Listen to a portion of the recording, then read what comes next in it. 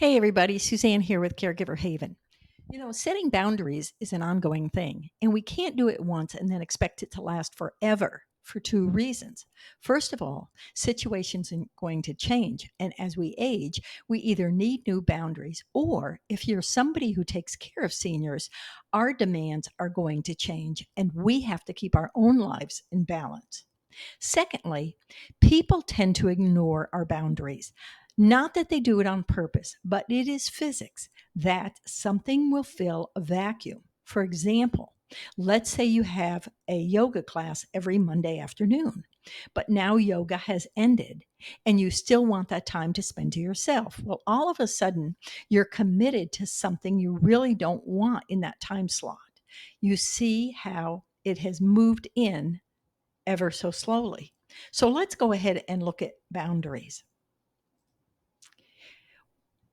Basically, we're going to look at why boundaries are important, and there are several reasons, many more than you think. And then there are common questions that we don't normally ask ourselves, but they are important, especially when they come up.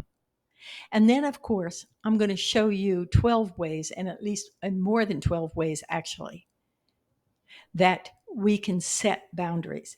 The key factor here is that we continually advocate for ourselves, as the law of inertia says. We will fill the void with something if we don't pay attention to our boundaries. Boundaries are essential for maintaining your emotional and your mental well being. It's also important that you establish healthy relationships. And it's also important that you prevent burnout. Burnout occurs in both seniors and their family members who are taking care of them. So, boundaries help you to communicate your needs and limits to others. Maintaining mental and emotional health is another part of how boundaries protect you. When you have clear boundaries, you're going to be less likely to feel overwhelmed, stressed, or taken advantage of. They provide a sense of stability and security. Also, too, boundaries aid in resolving conflicts. When conflicts arise, having established boundaries can provide a reference point for finding a mutual acceptable solution. This becomes very important, as you'll see later, when we talk about the person who wants to keep trying to get you back to doing something you've already established you're not going to do. So, what are boundaries? Boundaries are limits. They're your limits, your rules, and your guidelines. You establish them to define your personal space, your needs, and your values in various aspects of life, such as your relationships and your personal well being. But what if you feel guilty about setting boundaries? It's very common to feel guilty initially. But remember that setting boundaries is an act of self care, not selfishness. You have a right to prioritize your well being and your needs. You know what's best for you. Are boundaries fixed, or can they change over time? Boundaries are going to be flexible. They're going to change as circumstances change and as your needs evolve. It is important to regularly reassess and adjust your boundaries as needed. But again, changing your boundaries does not mean you're going back to your old ways. It means you're changing them in a different direction. Can boundaries be negotiated in relationships? Absolutely. Boundaries are negotiated every day almost with open and honest communication, where both parties should be willing to compromise and find mutually acceptable solutions. And is it ever too late to start setting boundaries? It is very difficult for a person who has never set boundaries. I'll tell you that. But it is never too late to set them. You can begin at any stage of your life and in any type of relationship. Establishing boundaries can lead to improved well being and healthier connections. A big point here is remaining silent and somebody thinking you're stubborn when you've actually set your boundary. It's better to vocalize this. It's better to say, I'm not being silent. We've discussed this. Or I'm not being silent. I need to tell you my boundaries, and open up and tell them. That's being respectful. Okay, let's talk about identifying your needs. You need to take time to reflect on your needs, your values, and these priorities. And understanding what's important to you is the first step. You have to be extremely clear, because this is what you're going to continually strive for. And if you're wishy washy, the other person does not know what you really mean. And they're going to start to move in again on your boundaries. So you have to be clear. And what if you're not sure of your boundaries? Take the time for self reflection to clarify them. Even ask people for the support to tell you what your boundaries, what healthy boundaries look like for you. And don't be afraid to add no to your vocabulary. It has been a huge struggle, maybe, for you to say the word no.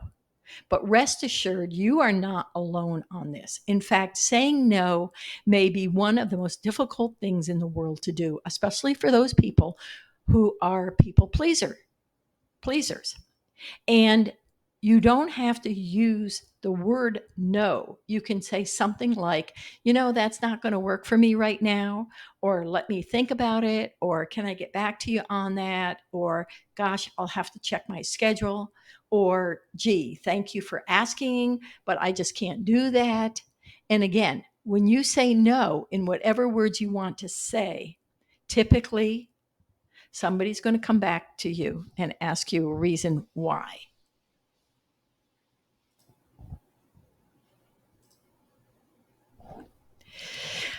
Okay, let's be clear and very specific. We've already talked about this, but when communicating your boundaries, you have to make sure that you're comfortable with what you're saying. And you also have to be comfortable with the things you're setting boundaries to. Because, like I said, vague boundaries can lead to misunderstandings. We usually have to set the boundaries when we find ourselves in a situation when someone else is asking us to do something and we don't know if we can do it.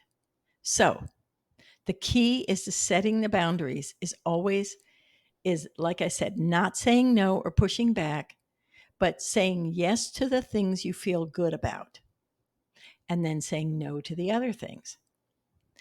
For example, let's say your parents want to move in with you and your spouse. You do not feel good about the situation, and your spouse certainly doesn't feel good about the situation. You think it would be a hardship on your marriage.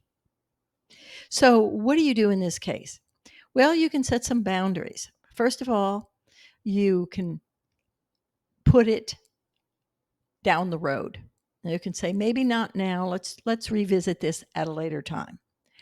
Or maybe you can look for an exit strategy, because this is really big boundary event that you're setting here. And there are numerous ways to handle it. So be intentional with your words. And what you'll also want to do here is make sure that when you set these boundaries, especially if they're moving in with you, and this we can go over in another topic, but what it means for you is looking at also the boundaries as they move in and what your exit strategy is that would cause them to move out. So there's a lot more coming from just one boundary. All right. Use I statements. Don't say you. So what do I mean here? When we say you did this or you're doing this, it's accusatory. It's like we're blaming others. If I say, I need some time alone right now, instead of saying, you're always in my space. You see the blame? So I know me, and I will burn out if I don't prioritize my schedule. I know me. So put it on you. Start those statements with I. I want the best for us.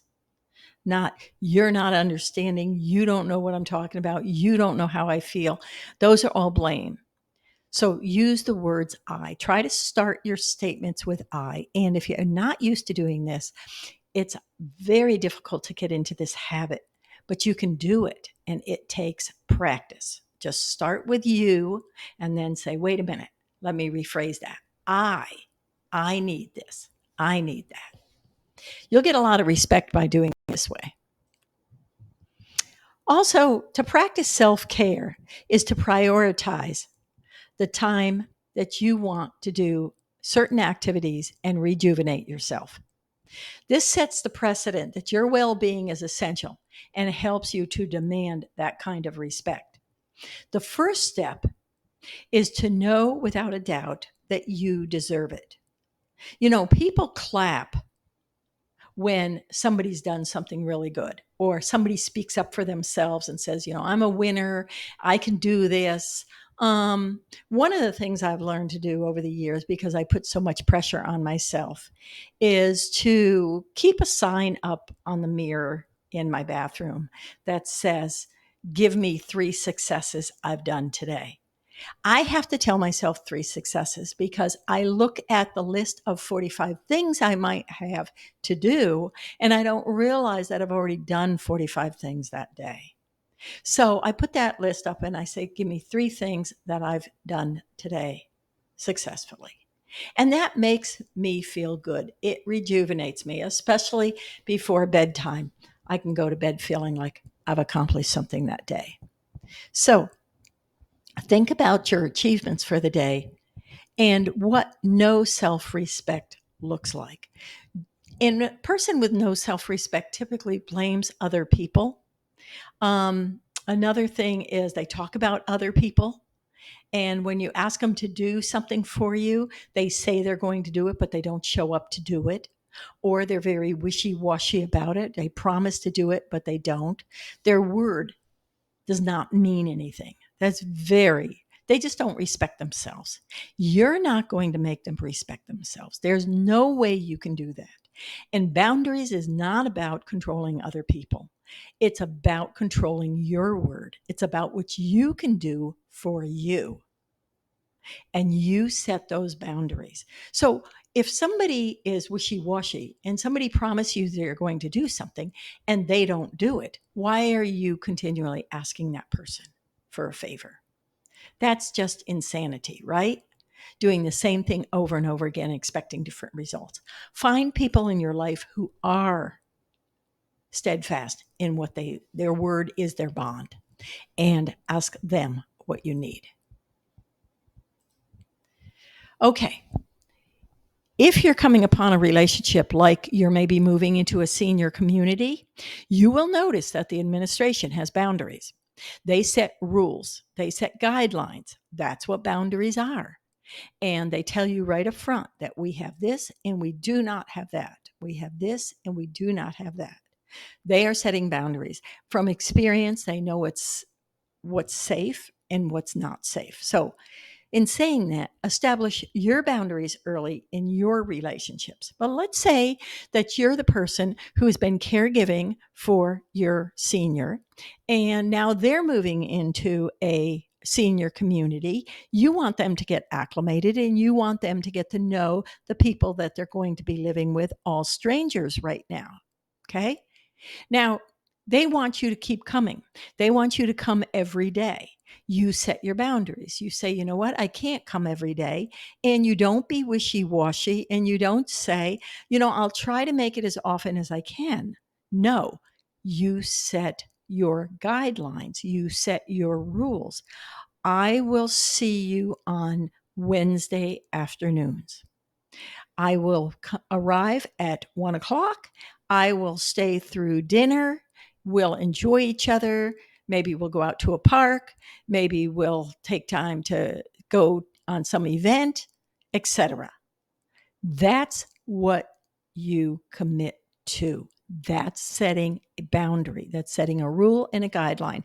This way, they expect you to be there every Wednesday afternoon. They don't make plans to go out with their newfound friends at that time, or they tell you, I have a certain event at that time. Can we change to another day that you would come and visit? Do you see the difference? Everything is very clear and upfront. And also remember, You're going to change these as needed. Be flexible and allow the other person to be flexible too. And remember that timing is everything. So don't call somebody before they're ready to go to bed or before they're ready to have a big meeting or they're rushed for the day or it's really important event that's coming up and they're focusing on that and then throw in a boundary to them. Find a time or ask somebody, when is a good time to sit down with you so we can discuss some things? I'd like to go over some guidelines. If you call them boundaries or rules, that might be offensive. But if you say, I just need to clarify some boundary or some guidelines, that might sound a little better. Next, this is so important to be consistent to maintain these boundaries. And the reason I say this is yes, you're going to change them occasionally. But if you do that too often, you're going to send mixed messages and it's harder to enforce them later. It's just like training a child. You have got to set your boundaries and you've got to stick to them, except for special occasions or something's changed somewhere. So if you are a senior, okay, and your kids are coming over all the time or worrying about you, or they want to know where you are and what you're doing, and you've tried to accommodate them as much as possible, or no matter what you do, they tell you it's wrong or you can't do it, you need to speak up. You need to tell them there are some boundaries within your own conversation with them. Okay, that you like what you're doing, you like living your life, you want them to know that you are safe, you appreciate that they care for your safety. However, there are things that you enjoy doing, sharing with them, but not be judged on them. So within a conversation, there are certain boundaries as well. But being consistent goes back to the rule of physics, the law of physics that says that if you're not consistent, somebody's going to come in and fill that void. Somebody's going to know that they can push you over and they will do it. So you have to stay strong. You cannot be wishy-washy. And communicate that. Be assertive in your communication. Be confident, be clear, and be respectful. Practicing assertiveness is something most of us don't do. But when we are assertive and we do it respectfully, people will take us seriously. And what I mean by cutting excuses, but use reasons. There are excuses for things, but then there are reasons for things. And we know that if you give people solid reasons, that they tend to be more believable. When you say, for example, let's say you are planning on going on an outing with your daughter and you just don't feel good. And you say to her, I don't want to go out today. I'd just rather visit with you at the house because I don't feel that well today. How will she react? Will she immediately say, what's wrong? Do we need to call the doctor? How long have you been feeling like this? I'm worried about you. Why didn't you tell me this earlier? All those things. Or will she say, I appreciate that. I appreciate that you don't feel good and that you respect yourself right now. Is there anything I can do for you? Do you need support or do you need advice? And that's something, again, in a conversation, you can say to her, I only need your support right now. I don't need your advice.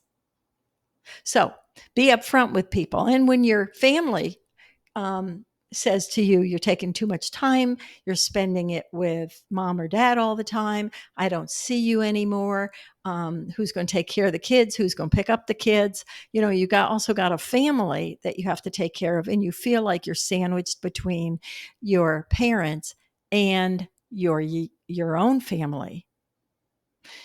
You can say, you know what, I need your support, not your advice. So use that. All right, next slide. Positive language. Try to frame your boundaries as positively as possible. And again, using that I statement is extremely important here, but also mentioning some reasons why you're setting those boundaries, and keep it positive. Try to keep it as positive as possible. Even when you say, I need to leave on time today. Very interesting. We're used to this at work, especially in today's workforce, where our bosses want us to stay longer and longer and longer at things. Just walking out and quitting your job because you don't like your boss, or you don't like the schedule, or they've changed the schedule, you're only going to jump right back into another place that does the same thing. So being very clear about, you hired me for X number of hours. That's all I can do. I have commitments after I leave here, and I cannot ignore those commitments. So I appreciate that we set and agreed to a time, and that's what we need to stick to. So try to use positive language instead of blaming others. And when the boundaries are abused, right, or somebody consistently disregards your boundaries, be prepared to enforce the consequences. And again, this is either to limit contact with them or break completely away from the person or the situation. That if this person cannot accept consequences, big examples here are when we move into a particular facility or a senior facility. Seniors will find that sometimes somebody's lonely and they want to come over and they want to start visit immediately, and they want to be at your doorstep every morning, and you may not want them to be. You're going to need to set those boundaries immediately. And the reason they're coming to your door is what we have usually found is because everybody else has already set boundaries. So you're the new kid on the block. Now it's time for you to set boundaries. And I have had to do this for people. I have had people come into my client's place every single day, and I finally had to show up and say, because the person couldn't do it. I had to set the boundary and say, she loves seeing you, but she just feels it's too overwhelming. We're going to ask that you respect that, and that you maybe limit that you limit the number of times you come over to the door. So, and we don't let them in the door. All right. Seek support. Discuss your boundaries with your trusted friends and your family members, or even your therapist, and they can give you some guidance and emotional support as you navigate boundary setting. Extremely important. Just run this by your girlfriends or guy friends and just say, how do you do that? How do you set boundaries? And what do you tolerate? What don't you tolerate? And how they do it. And you'll find it usually ends up being self-respect. It's saying, I respect my time. I need my time. I need my time from away from other people. I need my time with certain people. And it's that self-respect that allows them to say. It's amazing in today's world how many people do not have self-respect. They will not discuss boundaries. But you can do this, and it does take practice. Also, spend that time alone. Prioritize your own personal and physical space, and even emotional space. That you need time alone in certain situations. This, more than anything, is going to give you back your self-respect as you reflect on what is really important to you, what your goals are, what your dreams are, what your aspirations are. Especially as we age, we still have aspirations. Just because we turn 65, that doesn't mean we go downhill. And when we turn 95, that doesn't mean we go downhill. People are living longer now, and people are extremely happier now. There's a lot of things in life that we appreciate, and there's a lot of things to look forward to. And we need that time alone to remember those things and why we live and what we look forward to. So spend that time alone to get back into reflection about your life. And then sometimes it's just listening to your gut and trusting your instincts and your intuition. And if something feels wrong or uncomfortable, it's an indication that a boundary may need to be set. There is nothing worse than dreading a person coming to visit when you don't want them over at your house all the time. There's nothing worse than somebody calling you all the time when you don't want to speak to them for hours on the phone. This is another boundary you set when you say, hi, it's good to see you, but I've only got a few minutes. And I need to go at 5 minutes. But what can I help you with? Or what do you need me for? That kind of thing.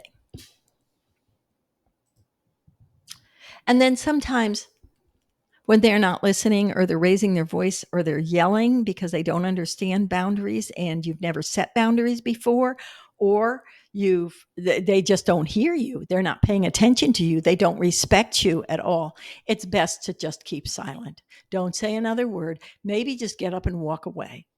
Just walk away. This person is not going to hear you. And it's either going to take time for you to set boundaries with this person, or you will never set boundaries with this person. And they are going to not hear you.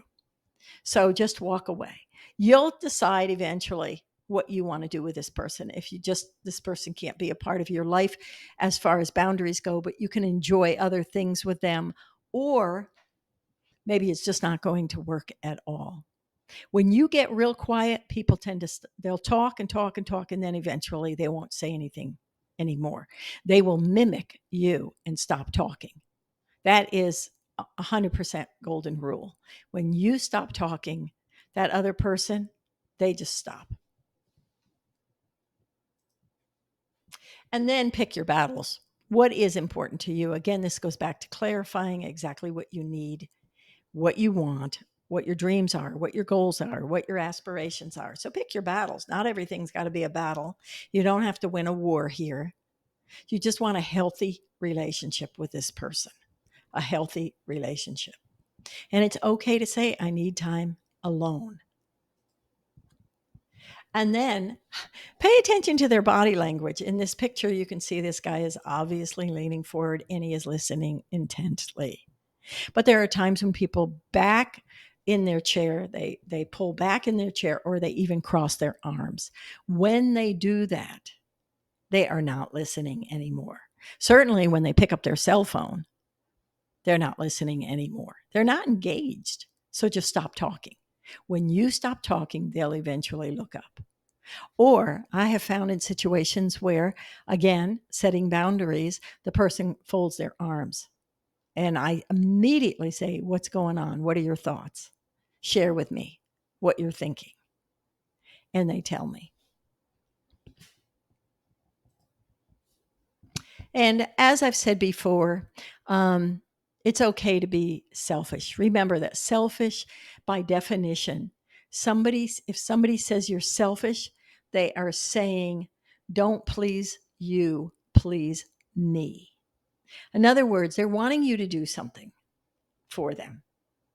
And then they call you selfish because you won't. They're saying, don't please you, please me. In other words, they want you to please them. Now who's being selfish? So it's a good way of looking at that word selfish. Indeed, please yourself, not the other person. Okay?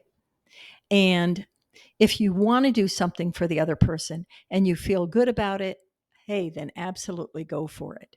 But otherwise, it's okay to please yourself.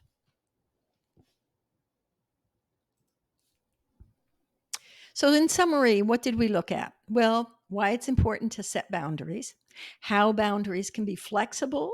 They're going to change with time, and that's okay as long as you stay steadfast on your new boundaries. And it's okay to change them.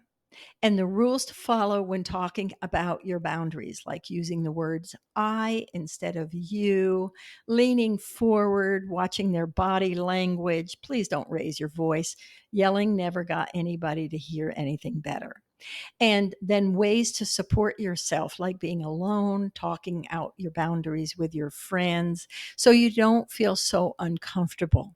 It's healthy to have boundaries because it leads to healthy relationships. So we'll talk later. Hope you enjoyed this, and we'll see you. Take care.